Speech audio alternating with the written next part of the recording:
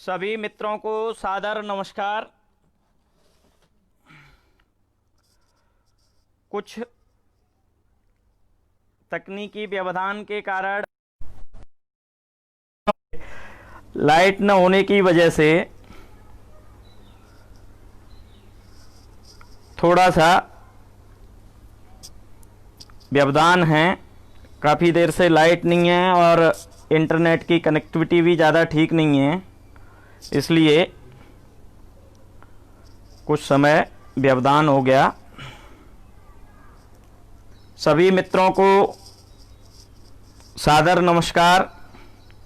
मेरे अग्रज अनुज मित्र एवं विद्यार्थी आप सबके साथ पुनः जो राष्ट्रीय शिक्षा नीति 2020 29 जुलाई को आई है, उस पर परिचर्चा के लिए मैं आप सबके साथ हूँ। आज़ादी के बाद देश में मेरी नज़र में सबसे ज़्यादा उपेक्षित दो क्षेत्र रहे हैं, शिक्षा और स्वास्थ्य। शिक्षा की उपेक्षा से मेरा तात्पर्य यह है कि हमने शिक्षा व्यवस्था को भारतीयता, भारतीय ज्ञान परंपरा, संस्कृति और संस्कार से नहीं जोड़ा, अपितु हम 1947 के बाद भी, आज़ादी के बाद भी जो 1835 में मैकाले मिनट्स के बाद शुरू हुई शिक्षा प्रणाली थी, शिक्षा का जो पश्चिमीकरण था, उसको निरंतर जारी रखते रहे, बनाए हुए रहे। और 1835 से लेकर आज तक, अंग्रेजी शासनकाल से लेकर आज़ादी और आज़ादी के बाद से आज तक शिक्षा को लेकर अनेक आयोग, अनेक समितियां बनी और हमने उसी में काट छांट करके पैबंद लगाने की कोशिश तो की, लेकिन उसमें कोई बड़ा आमूल चूल परिवर्तन हमने उसमें नहीं किया। और उसी का एक दुष्परिणाम है कि आज जो शिक्षा व्यवस्था हमारे सामने है, वह शिक्षा व्यवस्था अनेक विसंगतियों का शिकार है। और सबसे बड़ी विसंगति तो ये है कि एक राष्ट्र के लिए जिस प्रकार के नागरिकों का होना या जिस प्रकार के राष्ट्र के नागरिकों के निर्माण की अपेक्षा हम करते हैं, उस अपेक्षा को पूरा करने में हमारी वर्तमान शिक्षा प्रणाली लगभग विफल है। और आज शिक्षा मात्र रोजगार खोजने, रोजगार पाने का एक उपक्रम मात्र रहकर रह गई है।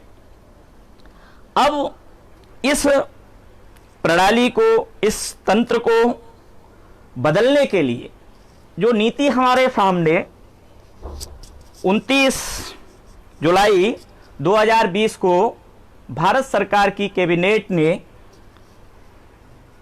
मंजूरी दी है, उस नीति में बहुत सारे प्रावधान ऐसे किए गए हैं जो भारतीय शिक्षा व्यवस्था के आमूल चूल परिवर्तन के लिए महत्वपूर्ण कदम होंगे।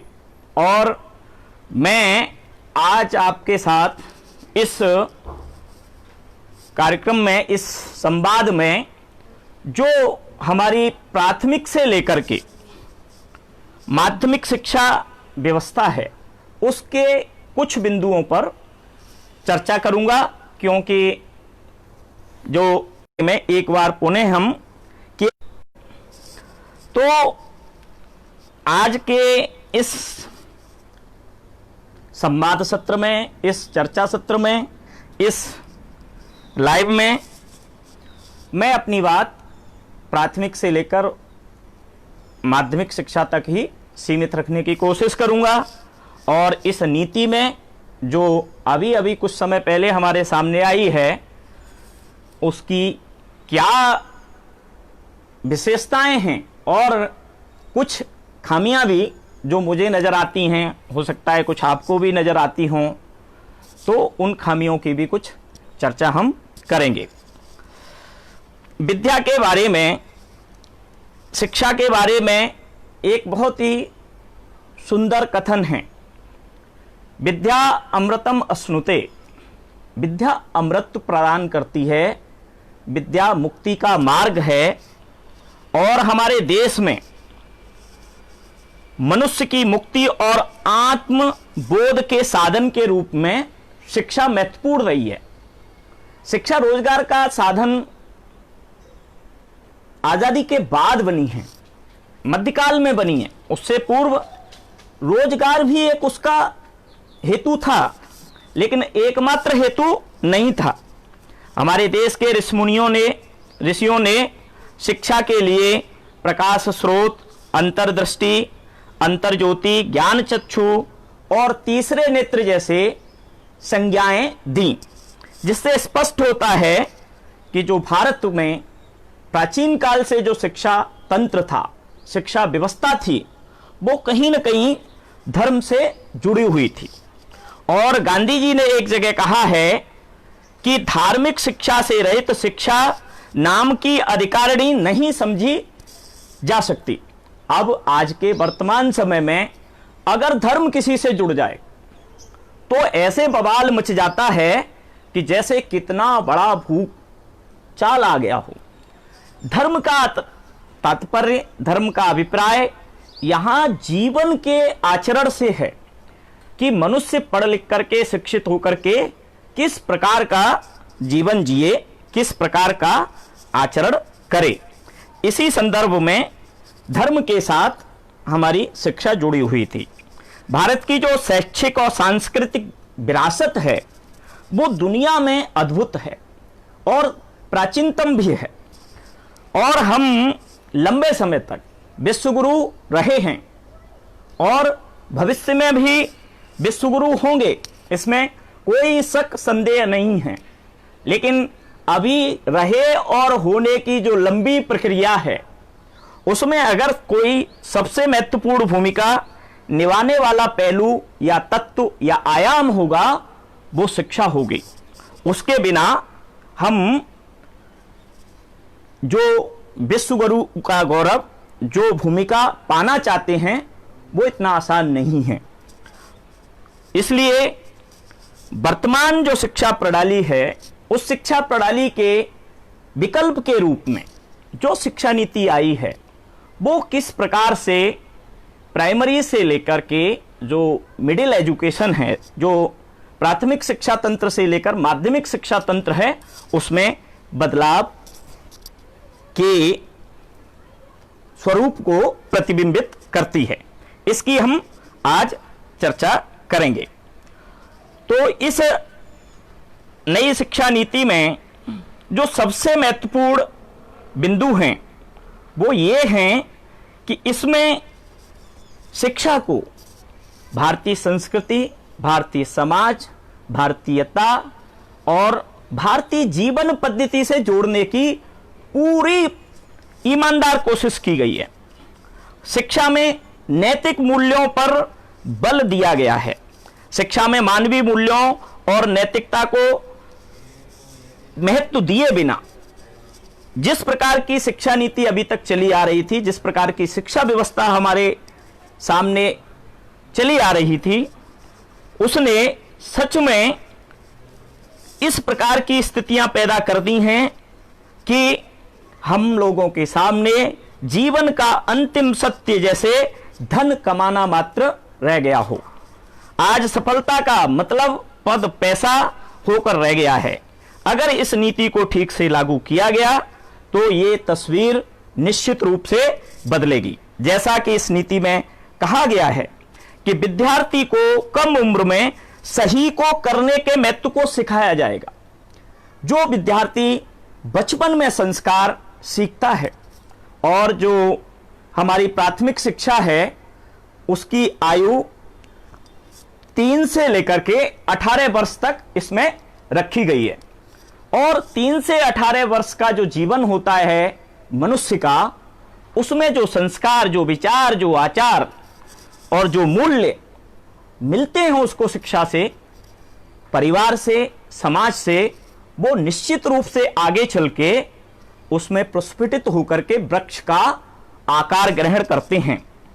और यह शिक्षा नीति कह रही है कि उसको ऐसे मुद्दों पर पढ़ाया, लिखाया, समझाया जाएगा कि उसके अंदर, उसके मन में बच्चे के जीवन का संचालन करने वाले नैतिक मूल्य को अपनाने की दृष्टि पैदा हो, उसका दृष्टिकोण एक नैतिक तार्किक निर्णय लेने की क्षमता विकसित कर सके। ऐसे मूल्यों को इसमें प्रोत्साहित करने की बात कही गई है। और ये शिक्षा नीति बात करती है सेवा, अहिंसा, स्वच्छता, सत्यनिष्ठा, शांति, त्याग, सहिष्णुता, विविधता इत्यादि मूल्यों की, नैतिक आचरण की। और इन आचरणों को अगर हम जीवन में अपनाकर एक समाज जो बनाएंगे वो ज्यादा सहिष्णु होगा, वो ज्यादा मानवीय होगा, वो ज्यादा सुखी, संपन्न और शांतिमयी होगा। तो ये जो नैतिकता के मूल्यों को इस पाठ्यक्रम में या इस शिक्षा नीति में शामिल किया गया है, वो मेरी दृष्टि से बहुत ही सकारात्मक कदम है। दूसरा महत्वपूर्ण बदलाव और महत्वपूर्ण बिंदु मुझे जो लगता है, मूल्यांकन की पद्धति में सकारात्मक बदलाव करने की बात यह शिक्षा नीति करती है। क्योंकि वर्तमान जो शिक्षा प्रणाली है, परीक्षा प्रणाली है, मूल्यांकन की प्रणाली है, रटंत विद्या वाली है। और वैसे भी कहा जाता है रटंत विद्या फलंत नाही, फलंत है तो आवत नहीं। तो जो रटने की प्रणाली है उस पर यह शिक्षा नीति लगाम लगाने की, रोकने की एक बात करती है। और विद्यार्थी का जो मूल्यांकन है वो सतत मूल्यांकन की बात करती है। अगर रटने की पद्धति और परंपरा को रोका जाएगा तो इसके साथ साथ एक बड़ा भयंकर समाज में एक नया शिक्षा का माफिया तंत्र विकसित हुआ है, जिसको हम कोचिंग सेंटर या कोचिंग तंत्र कह सकते हैं। उस कल्चर को रोकने की भी बात इस शिक्षा प्रणाली में की गई है, इस शिक्षा नीति में की गई है। आज हम देखते हैं आईआईटी के लिए, मेडिकल के लिए तथा यूपीएससी के लिए तथा विभिन्न परीक्षाओं के लिए, विभिन्न रोजगार पाने वाली परीक्षाओं के लिए किस प्रकार से लोग कोचिंग सेंटरों के कुचक्र में, दुष्चक्र में फंस करके अपने लाखों रुपए बर्बाद कर देते हैं। इसका हम कोटा का उदाहरण ले सकते हैं, जहां कई छोटे छोटे बच्चे जिनकी आयु अभी 16, 17, 18 साल होती है, आत्महत्या कर लेते हैं। तो जो उनके ऊपर जो परीक्षा का दबाव है, उस रटने का दबाव है, वो सफलता का दबाव है, उस दबाव को इस परीक्षा प्रणाली के मूल्यांकन को बदल करके काफी हद तक सकारात्मक तरीके से विद्यार्थियों का निरंतर नितांत मूल्यांकन करने की बात भी की गई है। और मैं इस परीक्षा प्रणाली को, आज की जो परीक्षा प्रणाली है उसको नितांत ही त्रुटिपूर्ण मानता हूं। जैसा कि अभी कुछ दिनों पूर्व ही सीबीएसई का रिजल्ट आया। सीबीएसई के रिजल्ट में एक आध स्टूडेंट का तो 100% मार्क्स आए, 100 में से 100 नंबर। हिंदी हो, अंग्रेजी हो, माना जा सकता है फिजिक्स में आ सकते हैं, केमिस्ट्री में आ सकते हैं, मैथ में आ सकते हैं, बायोलॉजी में आ सकते हैं, साइंस में आ सकते हैं, लेकिन साहित्यिक विषयों में, मानविकी विषयों में 90% नंबर लाना, 100% नंबर लाना, 95% नंबर लाना, ये एक प्रकार से मूल्यांकन पद्धति के साथ मौकरी है, मजाक है। और इस मजाक को पूरा देश, पूरा समाज बड़ी सहजता से ले रहा है। और मैं तो अपेक्षा करता हूं कि जो व्यक्ति 90% से ऊपर मार्क्स लेके आता है, उसकी उत्तर पुस्तिका को सीबीएसई की या किसी भी परीक्षा बोर्ड की वेबसाइट पे डाल देना चाहिए, जिससे पता चले कि ऐसा उसने कितना उत्कृष्ट लिखा। मतलब वो मनुष्य नहीं है, वो व्यक्ति नहीं है, वो जस्ट कंप्यूटरीकृत है। इस प्रकार की जो मूल्यांकन पद्धति है उसको बदलने की बात इस नई शिक्षा नीति में की गई है, उसको मैं बहुत तहे दिल से उसकी पूरी पूरी प्रशंसा करता हूं और उसका स्वागत करता हूं। यह शिक्षा नीति कहती है कि 360 डिग्री बहुआयामी मूल्यांकन होगा। केवल विद्यार्थी के रटने की महारत का ही मूल्यांकन नहीं होगा, उसका संज्ञानात्मक ज्ञान कितना है, भावनात्मक ज्ञान कितना है, वो किस चीज से, किस प्रकार से चीजों का विश्लेषण करता है बारीकी से। और उसके मूल्यांकन में केवल शिक्षक की भूमिका नहीं रहेगी, उसके मूल्यांकन में वह खुद भी अपना स्व मूल्यांकन करेगा, उसके सहपाठी भी उसका मूल्यांकन करेंगे, कुछ प्रोजेक्ट कार्य देकर के भी उसका मूल्यांकन किया जाएगा और विभिन्न क्विज प्रतियोगिताओं द्वारा, समूह में दिए गए कार्यों के द्वारा तथा शिक्षक भी उसका अपना मूल्यांकन करेगा। अभी जो वर्तमान शिक्षा परीक्षा प्रणाली है वो सभी चीजों को इतर रख के केवल वो अंतिम दिन परीक्षा में, सेमेस्टर की या वार्षिक परीक्षा के अंतिम दिन वो क्या लिख के आता है, यही उसके मूल्यांकन का एकमात्र आधार होता है, जो नितांत रूप से अवैज्ञानिक है, त्रुटिपूर्ण है, कष्टकर है, दुखद है। और कई कई बार तो हम देखते हैं कि परीक्षा परिणाम के चलते भी कई बार विद्यार्थी अपने मासूम जीवन को बर्बाद कर देते हैं, आत्महत्या तक कर लेते हैं। तो मैं समझता हूं कि ये जो मूल्यांकन की नई पद्धति और प्रणाली है वो निश्चित रूप से हमारे विद्यार्थियों के भावी जीवन में एक खुशहाली का माहौल लाएगी, एक सकारात्मक माहौल लाएगी।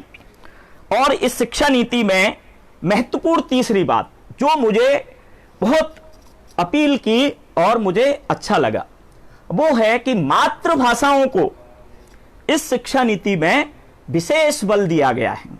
जैसा कि भारतेंदु हरिश्चंद्र कहते हैं कि निज भाषा उन्नति है, सब उन्नति को मूल, बिन निज भाषा ज्ञान के मिटे नहीं एको सूल। जो हृदय में अज्ञानता है, हृदय में ज्ञान की जो पिपासा है, जो कसक है, जो जानने की उत्साह और उत्कंठा है, उसका सही और समुचित समाधान अपनी मातृभाषा में ही हो सकता है।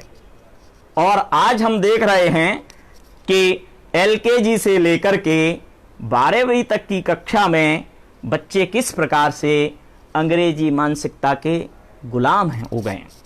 और बच्चों के साथ ही नहीं, माँ बाप फुटपाथ पर सोते हैं, मजदूरी करते हैं, रिक्शा चलाते हैं, लेकिन अपने बच्चे को वो इंग्लिश मीडियम में पढ़ाना चाहते हैं। तो ये दुखद, ये कष्टकर जो अंग्रेजी मानसिकता का जो वर्चस्व शिक्षा प्रणाली पर बन गया है, जिसके कारण अनाप शनाप लूट प्राइमरी से लेकर के माध्यमिक शिक्षा में हो रही है। मैं तो कई मित्रों और दोस्तों को जानता हूं जो अपने बच्चे पर एक महीने में लगभग 10,000 रुपए खर्च करते हैं। और 10,000 के हिसाब से अगर हम देखें तो एक साल में उनका अप्रोक्सीमेटली खर्चा 1.5 लाख रुपए होता है। मैं समझता हूं भारत के अधिसंख्य जनसंख्या की आय इतनी नहीं है, जो वार्षिक आय 1-1.5 लाख रुपए नहीं है। तो किस प्रकार की शिक्षा व्यवस्था हमने विसंगतियों पूर्ण बना रखी है आज, उसका इस शिक्षा नीति में एक प्रकार से मातृभाषाओं को महत्व देकर के बदलाव का एक सकारात्मक पहलू दिख रहा है। लेकिन इसका एक महत्वपूर्ण जो लूपोल है वो ये है, क्या ये बात हमारे अंग्रेजी मीडियम के विद्यालयों पर भी लागू होगी? अभी इस बारे में शिक्षा नीति स्पष्ट कुछ नहीं कहती है। मैं समझता हूं कि 1 से लेकर के 5वीं तक की जो परीक्षा है, शिक्षा है, अध्ययन और अध्यापन की व्यवस्था है, वो निश्चित रूप से मातृभाषाओं में होनी चाहिए, जिससे बहुत सारे वैज्ञानिकों ने सिद्ध भी किया है कि छोटे बच्चे अपने घर की भाषा में, मातृभाषा में सार्थक अवधारणाओं को ज़्यादा से ज़्यादा जल्दी सीख सकते हैं, समझ सकते हैं, उतनी वो अन्य विदेशी या दूसरी भाषाओं में नहीं सीख सकते। अभी ये कितना हमारा आने वाला समय बताएगा कि हम कितनी ईमानदारी से शिक्षा नीति के इस पवित्र और पावन उद्देश्य को अपने शिक्षा तंत्र में अनुपालन करवा पाते हैं। यह इस पे तय करेगा कि हमारी जो इच्छा शक्ति है, अपनी मातृभाषाओं के प्रति सम्मान की जो शक्ति है, वो कितनी प्रबल है। अन्यथा अगर जैसा चल रहा है वैसा ही चलता रहा तो फिर मातृभाषाएं पुनः उपेक्षित ही रह जाएंगी। मैं समझता हूं कि शिक्षा नीति के माध्यम से इस बदलाव की प्रक्रिया को बल मिलेगा और मातृभाषाओं को सम्मान मिलेगा और भारत में संविधान में ही 24 भाषाएं हैं 8वीं अनुसूची में, जिनमें से 8 भाषाओं को, जो क्लासिकल भाषाएं हैं, बड़ी बड़ी भाषाएं हैं, उनको सीखने, समझाने और शिक्षा देने की बात ये शिक्षा नीति करती है। और महत्वपूर्ण जो बात है, इसमें जो बदलाव दिखता है 10+2 की जो शिक्षा पद्धति है, उस शिक्षा पद्धति को बदलने का एक सार्थक प्रयत्न इस शिक्षा पद्धति में हमें दिखाई पड़ता है। मतलब अब शिक्षा पद्धति 10+2 वाली नहीं होगी। अब शिक्षा पद्धति जो होगी 5+3+3+4। अभी बच्चों को 3 से लेकर के और जो 3 साल की शिक्षा है वो आंगनवाड़ी केंद्रों के साथ मिलकर के या बालिका वाटिका के माध्यम से दिए जाने का प्रयास किया जाएगा, जहां खेल खेल में उनको सीखने समझाने की बात की गई है। उसके बाद 3 साल की शिक्षा दी जाएगी उसको, 1 से लेकर के 6 साल में उसको प्रथम में प्रवेश मिलेगा और उसको 8 से 11 साल की शिक्षा दी जाएगी और उसके बाद 3 से 5 तक की शिक्षा दी जाएगी उसको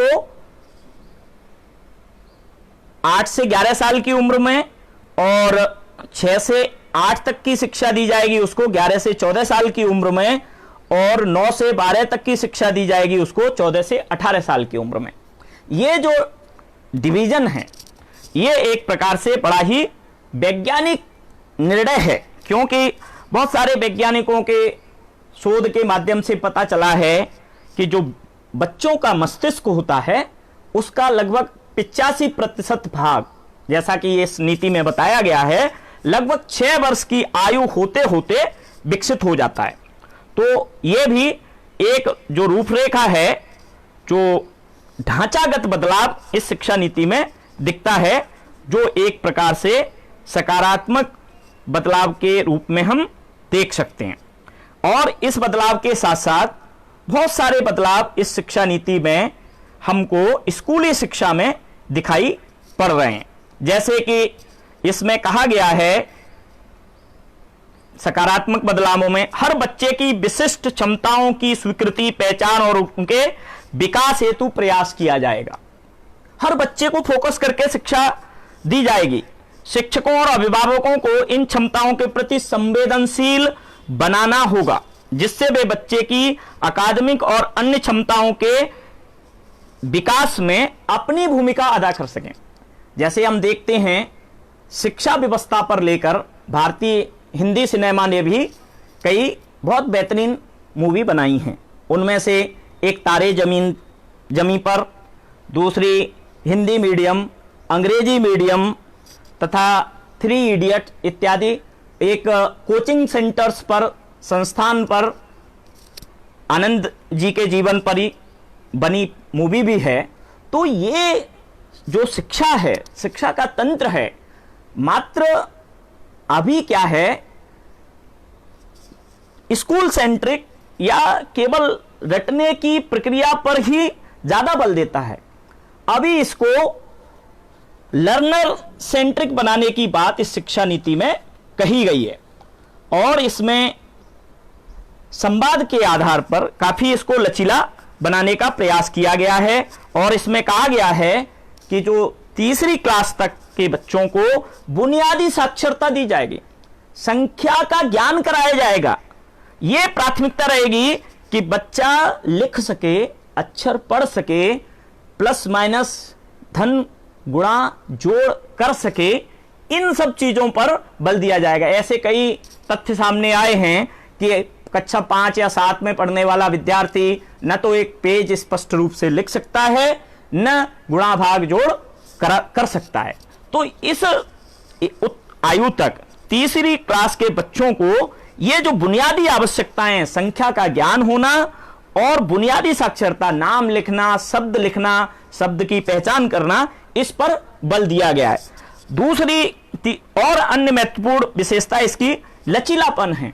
शिक्षा में लचीलेपन की बात की है। सीखने के तरीके, कार्यक्रमों को चुनने और विभिन्न प्रकार की बातों में लचीलापन अपनाने की बात यह शिक्षा नीति कर रही है। अब वास्तव में कितना लचीलापन आएगा, ये तो हमारे तमाम जो शिक्षा के हितधारक हैं उन पर निर्भर करता है।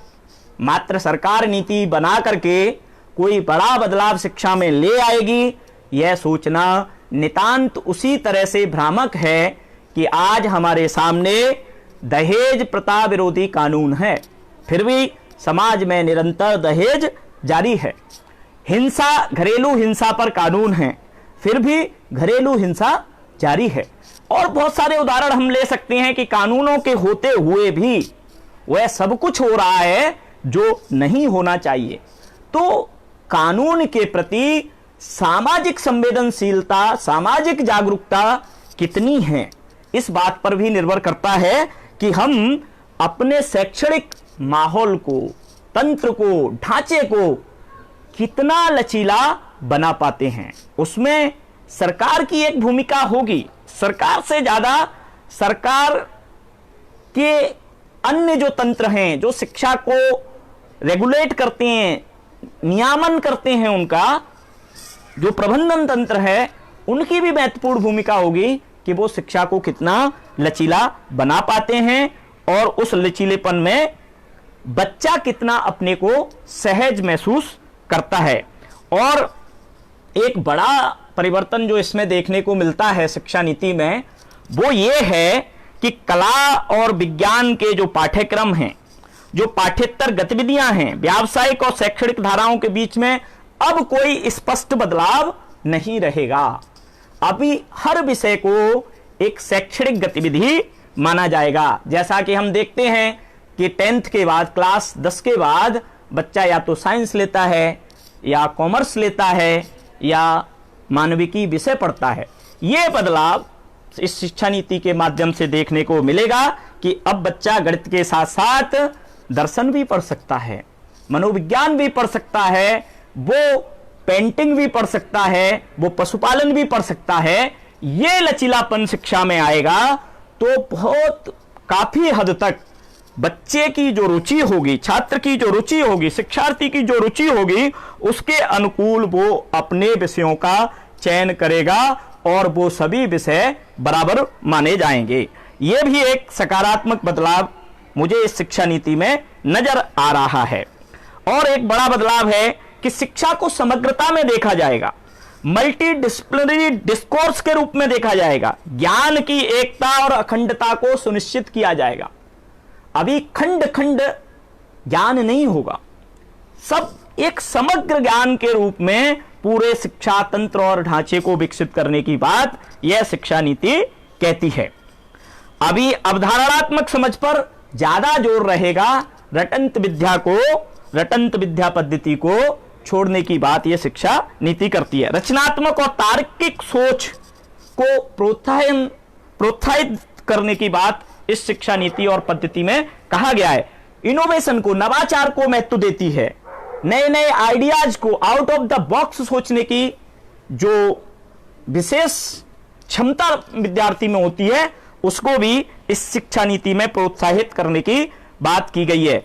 हमने नैतिकता, मानवीय और संवैधानिक मूल्यों के प्रति जागरूक और समझ पैदा करने की दृष्टि भी इस शिक्षा नीति के माध्यम से विद्यार्थी के मन में किस प्रकार से पनपे, विकसित हो और एक सार्थक आकार ग्रहण कर सके, इस बात की भी चर्चा इसमें की गई है। जैसे उसमें कहा गया है, सहानुभूति, दूसरों के लिए सम्मान, स्वच्छता, शिष्टाचार, लोकतांत्रिक भावना, सेवा की भावना, सार्वजनिक संपत्ति के लिए सम्मान, वैज्ञानिक चिंतन, स्वतंत्रता, जिम्मेदारी, बहुलतावाद, समानता और न्याय। हम देखते हैं कि जब लोग धरना प्रदर्शन करते हैं तो यकायक देखा जाता है कि लोग बसें फोड़ देते हैं, कई चीजों को जला देते हैं, सार्वजनिक संपत्ति का नुकसान करते हैं। भाई, लोकतांत्रिक व्यवस्था में आपका विरोध प्रदर्शन करना लोकतांत्रिक अधिकार है, लेकिन इस अधिकार का मतलब यह नहीं है कि आप सार्वजनिक संपत्तियों को क्षति पहुंचाएं। तो ये हमारे विद्यार्थी के मन में लोकतांत्रिक मूल्यों के प्रति, संवैधानिक मूल्यों के प्रति, मानवीय मूल्यों के प्रति, नैतिक मूल्यों के प्रति जो सजगता इस शिक्षा नीति के माध्यम से लाने की बात की गई है, अगर ऐसा हो पाता है या ऐसा होगा तो मैं समझता हूं कि जो भारत है वो 21वीं सदी का भारत विश्व का सिरमौर बनेगा। इसमें मुझे कोई शक संदेह नहीं है। बहुभाषिकता की बात की गई है। बहुभाषिकता का मतलब पहले ही हमारे देश में त्रिसूत्री फार्मूला है, जिसको लंबे समय तक सरकारों ने और राजनीति ने उसको परे रख के ही रखा है। आगे वही भाषा का सवाल है, भाषा के सवाल पर कितनी सजगता और प्रतिबद्धता समाज और सरकार तथा शिक्षा तंत्र दिखाता है, ये बात इस पर निर्भर करेगी। जीवन कौशल कैसे विकसित हो? अभी तक जो ज्ञान है, कई बार देखा जाता है कि बच्चा जानता बहुत कुछ है लेकिन उस बात को बोल के नहीं बता पाता। अच्छा, बोल बहुत अच्छा लेता है लेकिन उसको समझा नहीं पाता। तो ये जो त्रिआयाम है ज्ञान का, मैं अपने विद्यार्थियों को, जो मेरे विद्यार्थी मेरी क्लास में रहे हैं, उनको समझाता हूं कि ज्ञान के जो 3 आयाम हैं जिससे ज्ञानात्मक त्रिभुज बनता है, वो पहला है आना चाहिए। आना चाहिए मतलब समझ में आना चाहिए। आना चाहिए तो फिर उसको जाना भी चाहिए। मुझे बहुत अच्छी तरह समझ में आ रहा है तो उसका एक्सप्रेशन और अभिव्यक्ति भी होनी चाहिए। आना चाहिए और जाना चाहिए, और जा रहा है तो वो दूसरे को समझाने की क्षमता होनी चाहिए कि वो दूसरे तक संप्रेषित हो पाए। कभी कभी बहुत बड़े बड़े विद्वान होते हैं, अपनी पूरी रामकथा कह जाते हैं, अंततः कुछ समझ में नहीं आता कि ये अमुक विद्वान, अमुक व्यक्ति कहना क्या चाह रहा है। तो ये जो जीवन कौशल है, आपसी संवाद है, सामूहिक कार्य हैं, और ज्ञान की जो संपूर्णता एक विद्यार्थी में होनी चाहिए, अभिव्यक्त करने की, उसको लिखने की, उसको दूसरे तक संप्रेषित करने की जो कला और क्षमता है, वो भी अगर शिक्षा व्यवस्था में इस शिक्षा नीति के माध्यम से अपना सही आकार और स्वरूप ग्रहण कर सकी तो निश्चित ही हमारे आने वाली भावी पीढ़ी का जो भविष्य होगा वो विश्व नेतृत्व के लिए सक्षम होगा। सीखने के लिए सतत मूल्यांकन पर जोर की बात यह करती है कि ऐसा नहीं है कि साल के अंत में ही परीक्षा ली जाए। वैसे भी किसी भी बच्चे का, किसी भी व्यक्ति का आप एक दिन में संपूर्ण मूल्यांकन नहीं कर सकते हैं। मूल्यांकन एक निरंतर प्रक्रिया है जो जीवन भर चलती रहती है। तो उसी सतत मूल्यांकन की, सीखने की प्रक्रिया की बात इस शिक्षा नीति में कही गई है। तकनीकी के यथासंभव उपयोग पर भी जोर दिया गया है। अब ये एक बड़ा सवाल है, और ये बड़ा सवाल मुझे बड़ी शिद्दत से परेशान करता है।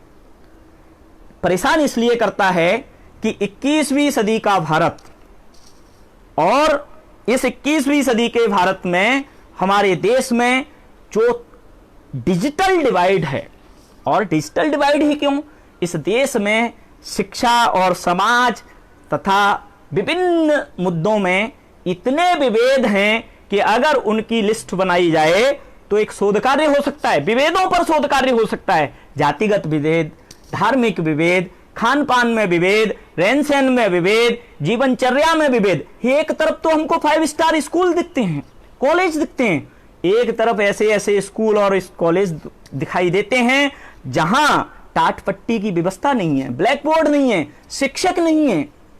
तो एक तरफ तो हार्डवेयर बहुत अच्छा है, मैं हार्डवेयर का मतलब बिल्डिंग है, बढ़िया एसी रूम है, फर्नीचर है, शिक्षक हैं, लेकिन जो उसका सॉफ्टवेयर है वो एकदम ध्वस्त है। सॉफ्टवेयर का मतलब जो शिक्षक है वो इस प्रकार का शिक्षक है कि किसी के नेता के कहे पर रखी गई उसकी पत्नी, उसका भाई, उसका पिछलग्गू पढ़ा रहा है, किसी वरिष्ठ अधिकारी जिसने उस संस्थान को खोलने में आर्थिक, राजनीतिक या कोई वैसी मदद की है तो उसका रिश्तेदार पढ़ा रहा है। मतलब जो प्राइवेट स्कूलों की जो चयन प्रक्रिया है शिक्षकों की, वो नितांत घपलेपूर्ण है। उसमें योग्य शिक्षक ही रखे जाएंगे इसकी कोई गारंटी नहीं है। अब इसके बरक्स उल्टा उदाहरण कि जो सरकारी विद्यालय हैं, सरकारी संस्थान हैं, उसमें सॉफ्टवेयर तो बहुत अच्छा है, क्योंकि उसमें कोई भी व्यक्ति सिफारिश के आधार पर चयनित नहीं होता। हालांकि ऐसा नहीं है कि उस तंत्र में कोई नेपोटिज्म नहीं है, भाई भतीजावाद नहीं है, या जातिगत उसमें धांधली नहीं होती, या अन्य जो कमियां हैं वो नहीं है, वो सब हैं। उन सब के बावजूद भी जो अध्यापक सरकारी तंत्र में पढ़ाने, अध्यापन के लिए आते हैं, वो 1000 गुना बेहतर होते हैं बरक्स प्राइवेट स्कूलों और संस्थानों में पढ़ाए जाने के मुद्दे में। उसमें ऐसा नहीं है कि 100% सरकारी स्कूलों में बहुत अच्छे होते हैं और निजी स्कूलों में बहुत खराब होते हैं, लेकिन अगर हम समग्रता में देखें तो यह तथ्य है कि प्राइवेट स्कूलों के पास हार्डवेयर बहुत अच्छा है, लेकिन सॉफ्टवेयर उस हार्डवेयर की क्वालिटी का नहीं है, और सरकारी संस्थानों में सॉफ्टवेयर अच्छा है लेकिन उस सॉफ्टवेयर की क्वालिटी का हार्डवेयर नहीं है। तो यह जो विभेद है, उस विभेद को तकनीकी जो यथासंभव उपयोग पर बल दिया जा रहा है, जोर दिया जा रहा है, यह भी एक बड़ा संकट है। जैसा कि हम देखते हैं कि 4G के नाम पर हमको जो नेट की कनेक्टिविटी और स्पीड है, एनसीआर दिल्ली में देख लो, 4G के नाम पर सभी टेलीविजन मतलब जो नेटवर्क हैं, टेली नेटवर्क हैं, खुलेआम लूट रहे हैं, खुलेआम, कोई विरोध नहीं करता। ट्राई है, ट्राई ने एक बार कोशिश की थी कि अगर आपका नेटवर्क डिस्कनेक्ट होगा तो आपके नेटवर्क जो देने वाला है उसको कुछ पैसा देना पड़ेगा। आज तक नहीं कोई क्लेम कर पाया, कोई नहीं ले पाया। तो जो निजी पूंजी का जो पूरे टेलीकम्युनिकेशन पर वर्चस्व है, जो कब्जा है, वो इस हालत में है, दयनीय स्थिति है कि दिल्ली में आपका नेटवर्क नहीं लगता, 4G की स्पीड नहीं मिलती, और अभी कोरोना काल में बड़ी विसंगतिपूर्ण स्थितियां हैं। कहा जा रहा है ऑनलाइन क्लास लो, कहा जा रहा है ऑनलाइन परीक्षा होंगी। दिल्ली विश्वविद्यालय इस समय बड़े संकट से गुजर रहा है। बार बार विद्यार्थी कह रहे हैं कि ओपन बुक एग्जाम है, उसका कोई मतलब नहीं है, और विश्वविद्यालय का प्रशासन, विश्वविद्यालय की व्यवस्था अड़ा हुआ है कि हम तो ऑनलाइन ओपन बुक एग्जाम है, करा के रहेंगे। तो ये जो स्थिति है डिजिटल डिवाइड का, डिजिटल उपयोग की बात जो शिक्षा में की गई है, और इस डिजिटल के उपयोग से कहीं ना कहीं जो हिडन एजेंडा है इस नीति का, मुझे लगता है कि जो शिक्षकों की जो कमी है, जो शिक्षकों की जो आवश्यकता है, उसको कहीं ना कहीं कट डाउन करने की एक सोची समझी रणनीति है। और यह रणनीति निश्चित रूप से ये जो सुंदर शिक्षा नीति है, उस सुंदर शिक्षा नीति को एकदम चौपट कर देगी।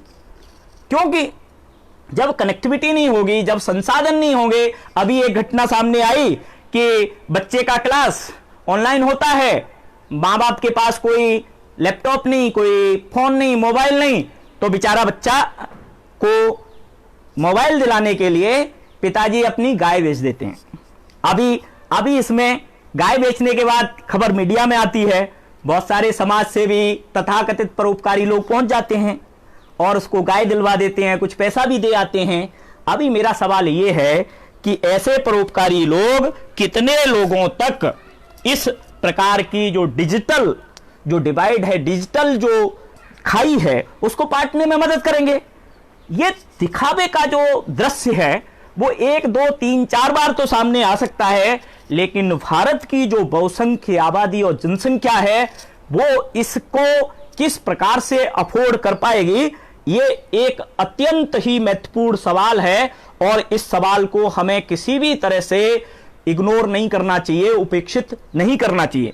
तकनीकी का उपयोग हो, मैं तकनीकी के उपयोग का विरोधी नहीं हूं, लेकिन तकनीकी के उपयोग की सुलभता सबको समान हो, यह सुनिश्चित किया जाए ना कि तकनीकी की सुलभता, डाटा की स्पीड और जो भी लैपटॉप कंप्यूटर होगा सबके पास होगा। ऐसा अगर सरकार करती है तो यह बहुत ही स्वागत योग्य कदम है। और ऐसा सरकारें, जैसे उदाहरण मैं उत्तर प्रदेश का देता हूं, जब सपा की सरकार थी, अखिलेश जी मुख्यमंत्री थे, तो उन्होंने चुनाव जीतने के लिए एक योजना चलाई थी, मुफ्त में लैपटॉप बांटो। और वो योजना किस प्रकार से हमारे देश में योजनाएं भ्रष्टाचार का बहुत बड़ा एक साधन बन जाती हैं। तो इस प्रकार से ये एक बड़ा ही महत्वपूर्ण सवाल है कि किस प्रकार से हम जो डिजिटल उपयोग की बात कर रहे हैं, मास डिजिटल उपयोग की बात कर रहे हैं, किस प्रकार से एक बड़ी जनसंख्या को शिक्षा की पर्दी और दायरे से बाहर कर देगा। वही लोग शिक्षा अफोर्ड कर पाएंगे जो तकनीकी रूप से सक्षम होंगे, जो तकनीकी सामग्रियों को खरीद पाएंगे। तो ये एक महत्वपूर्ण मुझे शिक्षा नीति में संकटमयी स्थिति नजर आती है। और इस संकटमयी स्थिति पर मैं समझता हूं कि भारत सरकार और जितने भी शिक्षा शास्त्री और बुद्धिजीवी हैं इसको बड़ा इशू मुद्दा बनाएंगे। और एक बहुत बड़ा सवाल है कि जो शिक्षा प्रणाली है उसमें अखंडता हो, पारदर्शिता हो, संसाधनों की कुशलता हो, ऑडिट और सार्वजनिक प्रकटीकरण के माध्यम से सुनिश्चित किया जाए कि एक हल्का पुल्का नियंत्रण हो, लेकिन प्रभावी नियंत्रण हो। अभी हमारे देश में जो सबसे बड़ा मूल संकट है वो मूल संकट है कि हमारे देश में किसी की कोई रिस्पॉन्सिबिलिटी नहीं है, कोई उत्तरदायी नहीं है। कुछ भी हो जाता है लेकिन उसका उत्तरदायी कोई नहीं होता। तो ये उत्तरदायित्व का भाव शिक्षा तंत्र में ही नहीं, समाज के हर तंत्र में होना चाहिए। जैसा कि इसमें चर्चा की गई है, पारदर्शिता की बात की गई है, स्वायत्तता की बात की गई है, सुशासन की बात की गई है, बहुत सारे नवाचारों की बात की गई है। और उनकी चर्चा में जब उच्च शिक्षा पर बात करूंगा तब मैं इस मुद्दे पर चर्चा करूंगा। एक अगला मुद्दा है, शिक्षा एक सेवा है और गुणवत्तापूर्ण शिक्षा तक पहुंचाने के लिए प्रत्येक बच्चे का यह मौलिक अधिकार है। हम जानते हैं कि हमारे देश में जो RTE आया है, राइट टू एजुकेशन अधिनियम आया है, उससे 6 से 14 वर्ष के बच्चे को निःशुल्क शिक्षा मिलनी चाहिए। क्या ऐसा हो पा रहा है? मैं पुनः कह रहा हूं कि कानून बना करके बहुसंख्यक जनता के साथ मजाक कर देना बहुत आसान है, लेकिन उस कानून का उसकी शब्द से अनुपालना कराना इस देश में बहुत ही जटिल और कठिन काम है। तो ये काम करने में सरकार कितनी सक्षम और कितनी कारगर सिद्ध होगी, ये समय के ही गर्त में है। समय ही बताएगा कि किस प्रकार से ये स्वरूप और आकार ग्रहण करेगा। आर्ट इंटीग्रेशन की बात ये शिक्षा नीति करती है। क्रॉस करिकुलम शैक्षणिक दृष्टिकोण की बात करती है, जिसके अंतर्गत कला समन्वित शिक्षण को कक्षा प्रक्रियाओं में स्थान दिया जाएगा, जिससे न सिर्फ कक्षा ज्यादा आनंदमयी होंगी बल्कि भारतीय कला और संस्कृति के शिक्षण में समावेश से भारतीयता के बारे में, भारतीय जीवन, संस्कृति, सभ्यता, संस्कार के बारे में बच्चे रूबरू होंगे, परिचित होंगे, जानेंगे और उनका भारतीय संस्कृति और समाज के प्रति जो दृष्टिकोण है वो निश्चित रूप से बदलेगा। उनमें टीम की भावना पैदा होगी, उनमें जिम्मेदारी आएगी, एक जो नागरिकता का भाव है वो सब पैदा करने की बात भी शिक्षा नीति में की गई है। खेल समन्वय की बात की गई है कि खेलों को भी महत्वपूर्ण भूमिका में रखा गया है। एक बड़ी बात है जो ड्रॉप आउट रेशियो है उसको कम करने की बात इस शिक्षा नीति में कही गई है। 2030 तक प्री स्कूल से माध्यमिक स्तर में 100% सकल नामांकन अनुपात प्राप्त करने का लक्ष्य शिक्षा नीति में रखा गया है, जो एक बहुत ही मतलब सार्थक और आवश्यक कदम होगा और ऐसा करना भी चाहिए, क्योंकि कोई भी विद्यार्थी एक बार शिक्षा के मंदिर में आ जाए तो वो शिक्षा के मंदिर को छोड़ के अपनी विभिन्न कठिनाइयों और आर्थिक परिस्थितियों के कारण या अन्य परिस्थितियों के कारण वो छोड़ करके न जाए। ये एक अच्छा महत्वपूर्ण कदम है कि ड्रॉप आउट को कम करने की बात इस शिक्षा नीति में कही गई है।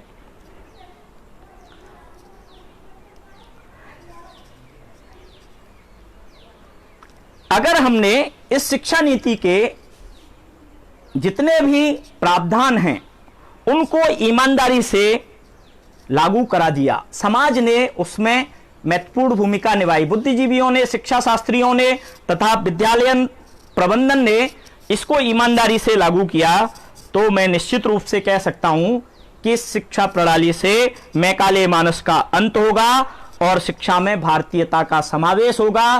भारतीय संस्कृति और भारतीय सभ्यता के प्रति बच्चा रूबरू होकर के अपने को गौरवान्वित महसूस करेगा। अभी मैंने शिक्षा की कई महत्वपूर्ण जो सार्थक और सकारात्मक पहलें इस नीति में की गई हैं उनकी चर्चा की है। अभी मुझे जो इस नीति में चुनौतियां या वर्तमान शिक्षा तंत्र में जो चुनौतियां नजर आती हैं उनकी मैं बात करूंगा। आज जो प्राथमिक से लेकर के 12वीं तक की जो शिक्षा है आम आदमी की पहुंच से बाहर हो गई है। इसको कैसे सरकार रोकेगी? मैं निश्चित रूप से बार बार कहता हूं और जिंदा रहूंगा तब तक कहता रहूंगा कि शिक्षा में और स्वास्थ्य में पूंजीपतियों का खेल जो पीपीपी है, जिसको मैं पूंजीपति प्रणाली कहता हूं, इसको रोकना होगा। इसके लिए एक बड़े निवेश की आवश्यकता है। शिक्षा में बड़ा निवेश चाहिए, स्वास्थ्य में बड़ा निवेश चाहिए, लेकिन शिक्षा और स्वास्थ्य के निवेश के सार्थक उपाय ढूंढे जाएं जो देश और राष्ट्र के हित में हों। जो विद्यार्थी पुराने विद्यार्थी हैं, पहले विद्यालय के छात्र रहे हैं, पढ़ लिख के कुछ अच्छे पद पर पहुंच जाते हैं, कुछ अच्छे व्यापारी बन जाते हैं, कुछ अच्छे समाज में स्थान पा लेते हैं, कुछ कमाने लगते हैं, तो ये बैक टू सोसाइटी पे करने के लिए उनको उन विद्यालयों के लिए पे करना चाहिए, कुछ अनुदान देना चाहिए।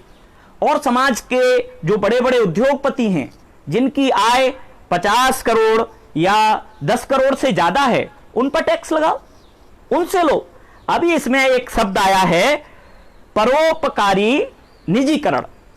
जो परोपकारी, मैं समझता हूं कि आज हम सब लोग जानते हैं कि अगर कोई व्यक्ति अपना स्कूल या कॉलेज या यूनिवर्सिटी खोलता है तो क्या सच में वो परोपकार के लिए खोलता है?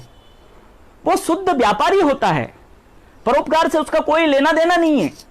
अगर कोई व्यक्ति किसी कॉलेज संस्थान को बनाने में 50 करोड़ 100 करोड़ रुपए खर्च करेगा तो क्या वो परोपकार के लिए आएगा? तो इसका जो शिक्षा में जो पीपीपी मॉडल की बात, प्राइवेट पब्लिक पार्टनरशिप की बात जो सरकार कर रही है, मैं उसका सख्त एकदम खंडन करता हूं, विरोध करता हूं और उसके साथ कभी खड़ा नहीं होऊंगा। और मैं समझता हूं इस बात को लेकर समाज में हम सब लोगों को जन जागरूकता फैलाने की जरूरत है। हां, निवेश चाहिए। अरे देश इतना बड़ा है तो क्यों नहीं ये सामूहिकता के भाव से शिक्षा संस्थानों का संचालन किया जाए। दूसरा बड़ा सवाल है कि लगभग देश में, मैं स्कूली शिक्षा की बात कर रहा हूं, 10 लाख पद स्कूलों में खाली पड़े हुए हैं। मैं कहता हूं इस शिक्षा नीति में स्पष्ट होना चाहिए कि सरकार एक भी शिक्षक का पद 3 महीने से ज्यादा खाली नहीं रखेगी। ऐसी कोई बात इस सरकार की नीति में मुझे नजर नहीं आई। शिक्षक का एक भी पद, एक भी दिन 3 महीने से ज्यादा खाली नहीं रखा जाएगा। मैं समझता हूं जब पार्लियामेंट में बहस होगी तो पार्लियामेंट में चाहे वो सत्ता पक्ष का सांसद हो या विपक्ष का सांसद हो, अगर वो भारत को सच में विश्व गुरु होते देखना चाहता है तो शिक्षकों की नियुक्ति कैसे पारदर्शी हो, कैसे भाई भतीजावाद से मुक्त हो, कैसे वैचारिक प्रतिबद्धताओं से अलग हो। शिक्षक शिक्षक होता है, और शिक्षक अगर वो किसी भी विचार, धर्म, आस्था या उसकी गुलामी अंधभक्त होकर करता है तो मैं समझता हूं वो कुछ भी हो सकता है, कम से कम शिक्षक कभी नहीं हो सकता। क्योंकि शिक्षक को हमेशा तर्कसंगत रहना है, व्यावहारिक रहना है, देश हित में सोचना है, जनहित में सोचना है, मास के लिए सोचना है, न कि अपने हितों के लिए। आजकल कुछ मित्रों ने फेसबुक पर प्रेमचंद के कोटेशन को डाला हुआ है जो मुझे बहुत ही अपील करता है, क्योंकि सच बोलना इस देश में कभी भी इतना आसान नहीं रहा। कबीर कहते हैं, साधो देखो जग बोराना, सांच कहे तो मारन धावे, झूठे जगपत्याना। अरे केवल इस देश में नहीं, दुनिया के किसी भी देश में सच बोलना, सच कहना और सच सुनना लगभग वर्जित है, हम सभी जानते हैं। तो हमको शिक्षक के रूप में, चाहे वो प्राइमरी का शिक्षक है, चाहे वो माध्यमिक विद्यालय का शिक्षक है, चाहे वो उच्च संस्थानों में शिक्षक है, उसमें सच बोलने का साहस अगर नहीं है तो वो कुछ भी है, कम से कम मेरी नजर में, मेरी दृष्टि में वो शिक्षक नहीं है। शिक्षक एक आईना होता है जिसमें उसके सामने बैठा हुआ हर विद्यार्थी अपना चेहरा देखता है। तो अगर हम इस शिक्षा नीति को वास्तव में कारगर होते हुए देखना चाहते हैं और भारत को विश्व गुरु होते हुए साक्षात अपनी आंखों से देखना चाहते हैं, तो जो शिक्षा का त्रिभुज है उसमें जो एक भुजा है वो है विद्यार्थी, और जो उसका आधार है वो है शिक्षक, जो तीसरी भुजा है वो है प्रबंधन, सरकार, समाज। तो इसमें शिक्षक को एकदम घोलमोल कर दिया गया है। अभी शिक्षा के तंत्रों में जो शिक्षक के चयन की जो प्रक्रिया है, आजादी से लेकर अब तक की, टिल डेट तक की, वो जो साक्षात्कार की प्रक्रिया है उसका मैं नितांत विरोधी हूं। साक्षात्कार की प्रक्रिया अच्छे शिक्षकों के चयन के लिए नहीं है। इसमें भाई भतीजावाद, तमाम तरह के लेन देन और तमाम तरह की कमियां व्याप्त हैं, और मैं समझता हूं कि जो भी शिक्षा में है, जो भी शिक्षक है, वो इस कमी से अच्छी तरह से वाकिफ है, लेकिन इसका विरोध नहीं करता, क्योंकि विरोध करने का मतलब है बिल्ली के गले में घंटी कौन बांधे। जो भी चूहा बनेगा बिल्ली उसका शिकार कर देगी। इसलिए डर के मारे सहमे हुए व्यक्ति इस तंत्र का विरोध नहीं करता। मैं समझता हूं कि प्राइमरी के लिए एक अलग नेशनल कमीशन होना चाहिए, माध्यमिक शिक्षा के लिए एक अलग नेशनल कमीशन होना चाहिए, उच्चतर शिक्षा के लिए एक अलग नेशनल कमीशन होना चाहिए, जिसमें 20% मार्क्स साक्षात्कार के होने चाहिए, उससे ज्यादा 1% भी नहीं।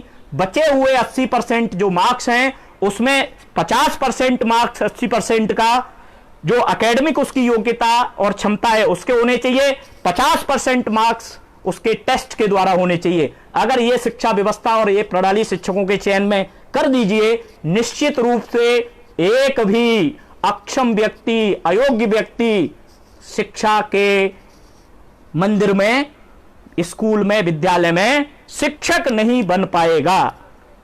ईमानदारी से कर दीजिए, लेकिन यह बात इस शिक्षा नीति में कहीं से भी हमको दिखाई नहीं पड़ती। दूसरी जो मुझे शिक्षा नीति में जो कमी नजर आती है, वो एक कमी यह है कि इसमें कितने विद्यालय सरकार आने वाले 10 वर्षों में, आने वाले 20 वर्षों में, आने वाले 30 वर्षों में खोलेगी। कोई ढांचा नहीं है, कोई परिकल्पना नहीं है, कहीं कोई बात ही नहीं है। भाई हमारे देश में 600 जिले हैं, कम से कम 600 जिलों में एक आधुनिक गुरुकुल सरकार 10 सालों में खोले। हर जिले में एक बढ़िया इंटर कॉलेज हो, एक बढ़िया डिग्री कॉलेज हो, कम से कम एक डिस्ट्रिक्ट लेवल पर एक यूनिवर्सिटी हो। इसकी परिकल्पना कहीं भी किसी प्रकार से इस नीति पत्र में, इस शिक्षा नीति में मुझे दूर दूर तक दिखाई नहीं दी है। ये और एक अच्छी बात इस शिक्षा नीति में जो कही गई है, तमाम कमियां जो मुझे दिखी हैं वो मैंने बताई हैं। हो सकता है कुछ लोगों को वो कमियां न दिखाई दें। कुछ लोग निजीकरण के इतने भक्त हैं कि उनको निजीकरण हर समस्या का हल नजर आता है।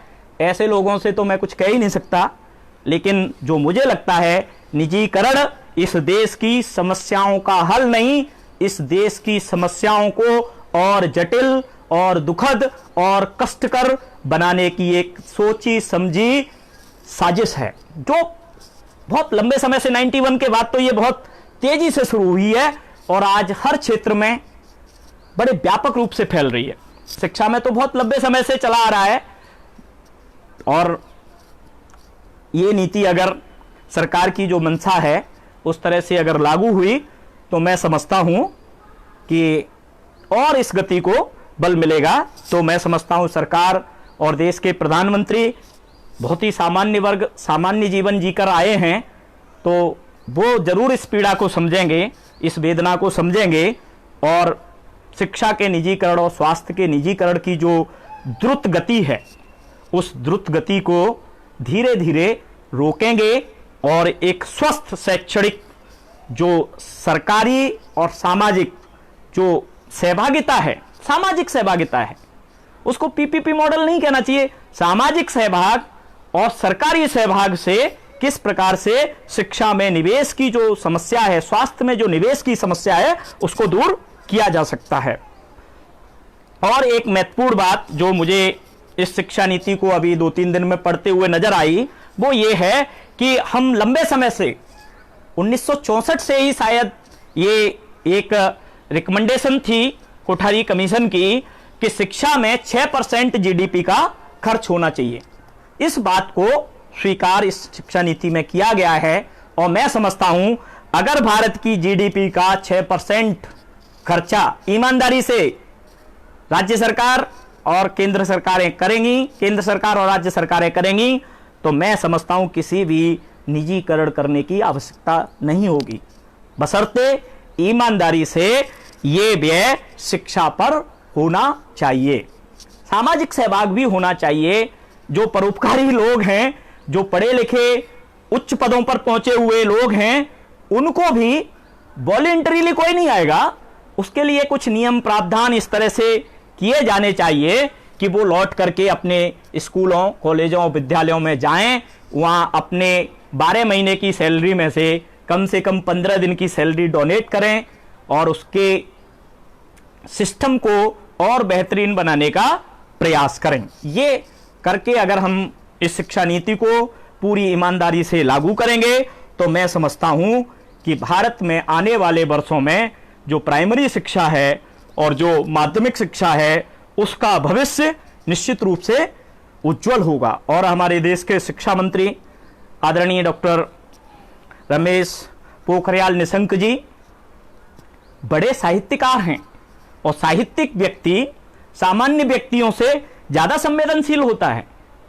ज्यादा उसकी समझ होती है, ज्यादा उसकी दृष्टि सामाजिक प्रतिबद्धताओं के प्रति होती है। तो मैं समझता हूं कि इस नीति के जब प्रारूप को लेकर संसद में बहस होगी, चर्चा होगी, तो इस पर सरकारें, चाहे वो सरकारी पक्ष के सांसद हों या विपक्ष के सांसद हों, इस पर गंभीरता से बहस करेंगे। और इसमें मुझे सबसे बड़ी बात लगती है कि शिक्षा नीति को इस रूप में स्वीकार कराने या इस रूप में सामने लाने में जो सबसे बड़ी महत्वपूर्ण भूमिका है वो भारतीय शिक्षण मंडल की है।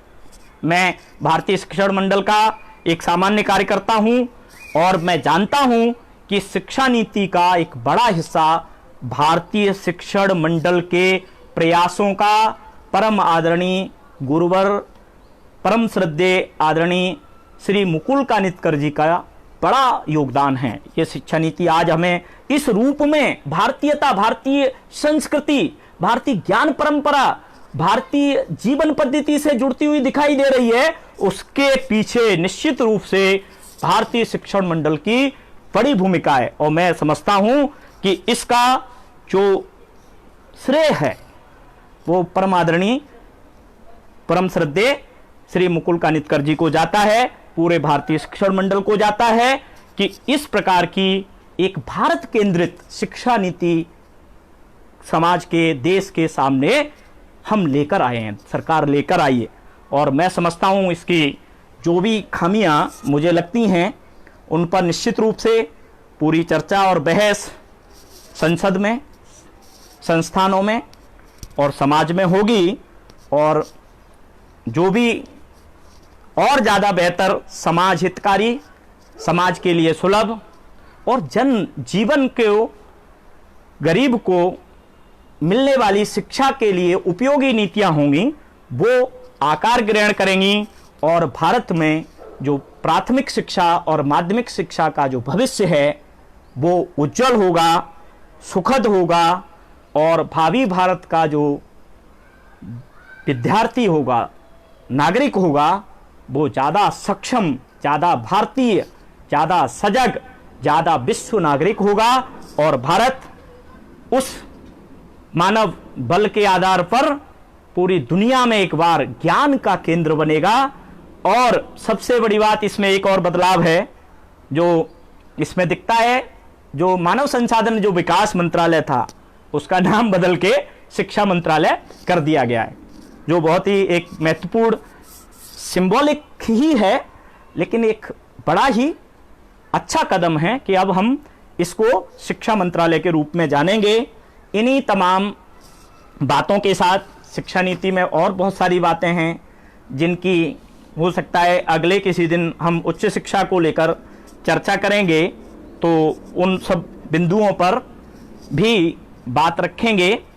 तो इन्हीं सब बातों के साथ साथ मैं अभी अपने सभी सुनने वाले अग्रजों, अनुजों, मित्रों और विशेष करके छात्रों का हार्दिक रूप से साधुवाद करता हूं कि आपने मुझे समय देकर के सुना, मेरी बात को हो सकता है आप उसके प्रतिवाद भी करें, उसका विरोध भी करें और मैं समझता हूं स्वस्थ संवाद में ये होना भी चाहिए।